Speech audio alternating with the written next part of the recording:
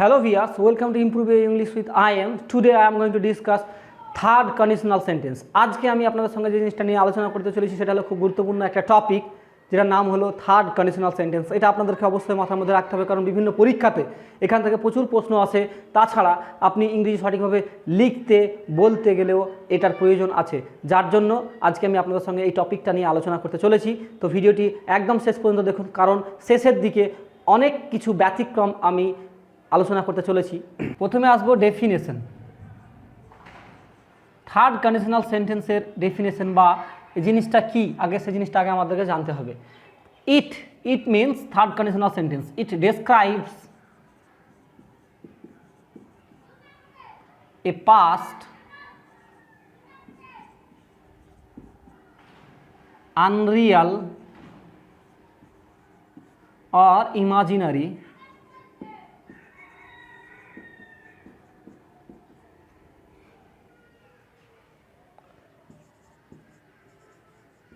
condition or action।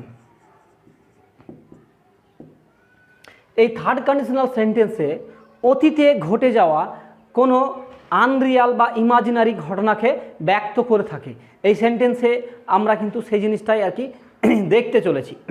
যদি বলি এরকম, যদি আমি ঘটনাটি জানতাম তাহলে তোমাকে তো আমি বলেই দিতাম, তাহলে আমি জানি না তাই আমি তোমাকে বলতে পারছি না।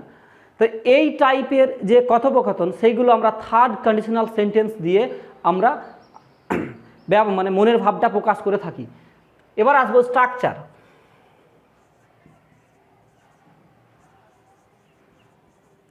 এই থার্ড কন্ডিশনাল সেন্টেন্সের গঠনটা কীরকম এটা কিন্তু আপনাদেরকে মাথাতে অবশ্য রাখতে হবে। প্রথমেই ইফ বা when plus first perfect tense,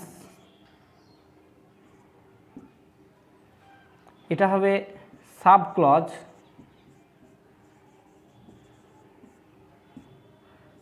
plus subject plus would have plus V3 ভার্বের থার্ড ফর্ম, এটা হবে মেন ক্লজ। এটা হবে মেন ক্লজ। ভার্বের থার্ড ফর্ম বলতে গেলে এখানে গো, ওয়েন্ট, গান, এই গানকে বোঝানো হচ্ছে। আমি কি বললাম যে ইফ বা when plus first perfect tense, এখানে কিন্তু ফার্স্ট পারফেক্ট কথাটা মনে রাখতে হবে। First perfect tense plus subject plus would plus have plus V3 বা ভার্বের থার্ড ফর্ম। যদি এরকম বলি ইফ বা when I had known it, I would have told you। যদি আমি এটা জানতাম তাহলে আমি তোমাকে এটা বলে দিতাম, তাহলে আমি জানি না তাই আমি বলতেও পারছি না। ঠিক আছে, তাহলে এখানে এটা কি past perfect tense, past perfect tense, এবং এটা হলো সাব ক্লজ বা ইফ সাব ক্লজ বা ইফ ক্লজ। আর এটা হলো I would have told you, এখানে উড প্লাস হ্যাভ প্লাস ভার্বের থার্ড ফর্ম। এই জায়গাটা এটা মেন ক্লজ, এটা মেন ক্লজ, আর এটা হলো সাব ক্লজ, আর এটা হলো পাস্ট পারফেক্ট টেন্স, আর এখানে উড প্লাস হ্যাভ প্লাস ভার্বের থার্ড ফর্ম ব্যবহার করা আছে। এই স্ট্রাকচারটা আপনাদেরকে অবশ্যই মাথার মধ্যে অবশ্যই রাখতে হবে। তারপরে ইফ বা when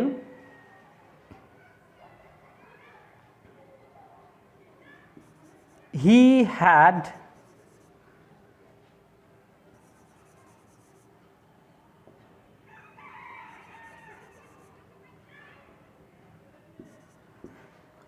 if or when he had caught a train,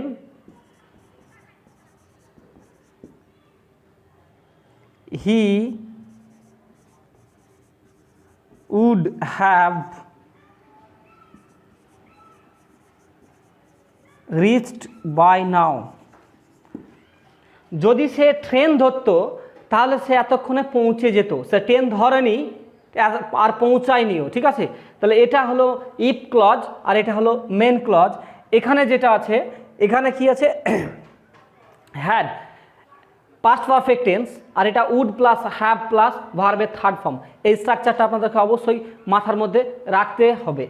এখানে আর এক রকমভাবে এটাকে লেখা যায়, এই জিনিসটা আপনাদেরকে মাথার মধ্যে রাখতে হবে। আমি এখানে স্টার চিহ্ন দিয়ে দিচ্ছি যে এখানে আর এক রকমভাবে এই বাক্যটাকে লেখা যায়। যদি ইফ বা হোয়েন আমি না বসাই তাহলে প্রথমে কি আসবে, প্রথমে আমি হ্যাড দেব।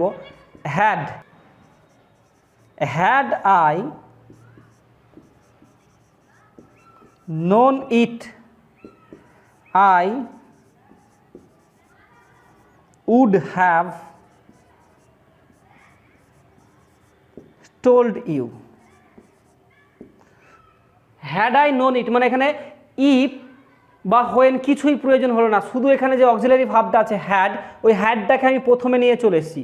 হ্যাড আই নোন ইট মানে যদি আমি জানতাম, যদি আমি এটা জানতাম, এখানেও কিন্তু সেই একই রকম মিনিংটা দাঁড়াবে, কিন্তু স্ট্রাকচারটা একটু আলাদা। স্ট্রাকচারটা কি, প্রথমে চলে আসছে হ্যাড, আসছে এখানে হ্যাড, তারপরে সাবজেক্ট, তারপরে ভার্বের থার্ড ফর্ম, তারপরে অন্য কিছু থাকলে বসবে, না হলে বসবে না। তারপরে কি আছে, I would have told you.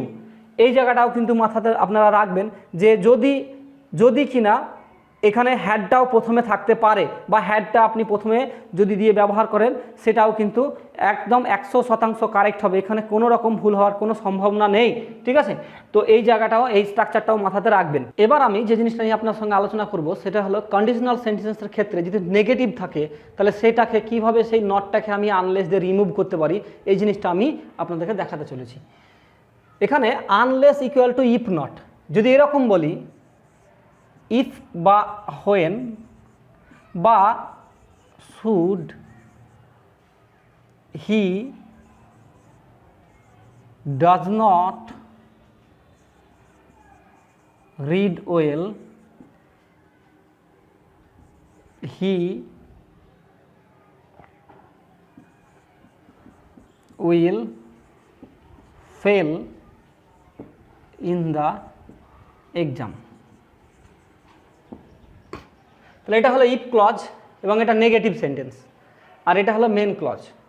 এবার এটাকে আমি কি করব, এই ইফ নট, এই ইফ আর নট দুটোকে একসঙ্গে তুলে ফেলে দেবো, যে তার পরিবর্তে আনলেস বসাবো। কীরকম হবে, unless he read well, he will fail in the exam. এখানে কি লিখলাম, unless he read well he will fail in the exam. যদি কি না সে ভালোভাবে পড়ে তাহলে সে পরীক্ষায়, যদি কিনা সে ভালোভাবে না পড়ে তাহলে সে পরীক্ষায় ফেল করবে। তাহলে এখানে unless equal to if not, ওই ইফ নট যদি নেগেটিভ সেন্টেন্স থাকে তাহলে সেটাকে আমরা আনলেস দিয়ে খুব সহজেই করতে পারি। এই জায়গাটা আপনারা অবশ্যই মাথার মধ্যে রাখবেন। আর একটা উদাহরণ দিই, ইফ বা when he did not go out, he would stay safe,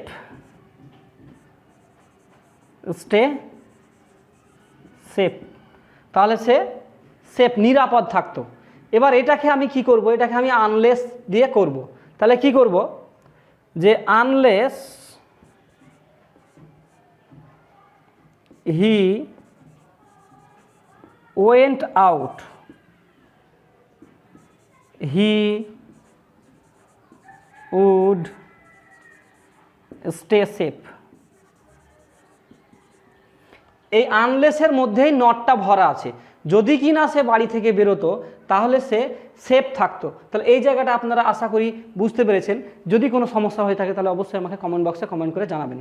এবার 2 নম্বরে যে জিনিসটা আমরা জানবো সেটা হলো এই কন্ডিশনাল সেন্টেন্স, বিশেষ করে ইফ ক্লজটাকে আমরা অনেকটা শর্টে লিখতে পারি, অনেকটা শর্টে আমরা লিখতে পারি, বা বলার ক্ষেত্রে আমরা শর্ট ব্যবহার করতে পারি। সেটা কীরকম একটু দেখে নেব। যদি বলি if I were rich I would buy a car। যদি আমি ধনী হতাম তাহলে আমি একটা গাড়ি কিনতাম।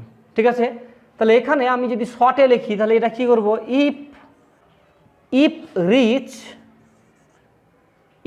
Rich I would buy a car. আমরা এই বাক্যটার শর্ট ফর্ম হিসাবে আমরা এটাও লিখতে পারি, এই বাক্যটার শর্ট ফর্ম হিসাবে আমরা এটাও লিখতে পারি। যেহেতু সাবজেক্ট দুটো একই, এখানে সাবজেক্ট আর এটা দুটো সাবজেক্ট একই, তাই এইটুকু আমি আর ভাবটা দিলাম না, সাবজেক্ট আর ভাবটা দিলাম না, আমি এরকমভাবেও লিখতে পারি। আর একটা উদাহরণ দেখব, if or when Virat Kohli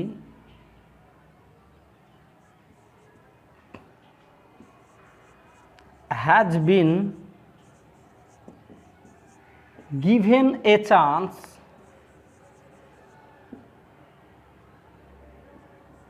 he will show his worth। যদি বিরাট কোহলিকে আর একটা সুযোগ দেওয়া যায় তাহলে সে তার ওয়ার্থ, তার মূল্যটা সে তার দেখাবে। এটাকে আমি কিন্তু খুব শর্টে লিখব, কীরকমভাবে, ইফ বা হোয়েন দিলাম, তারপরে কি লিখব, given a chance, given a chance Virat Kohli will show his worth। তাহলে এখানে কিন্তু ভাবটা দিতে হলো। কেন দিতে হলো? তার কারণটা হলো ভাবটা না দিলে সেন্সটা প্রকাশ পাবে না। ইফ আর when given a chance Virat Kohli will show his worth. যদি বিরাট কোহলিকে একটা সুযোগ দেওয়া যায় তাহলে সে কিন্তু তার যে মূল্য সেটা সে অবশ্যই দেখাতে পারবে। এই ছিল আজকের আলোচনা। যদি ভিডিওটি ভালো লেগে থাকে তাহলে অবশ্যই আমার চ্যানেলটি সাবস্ক্রাইব করে পাশে থাকুন এবং ভিডিওটি লাইক করতে কখনোই ভুলবেন না। বন্ধুদের সঙ্গে শেয়ার করুন যতটা পারেন। Thank you for watching this video.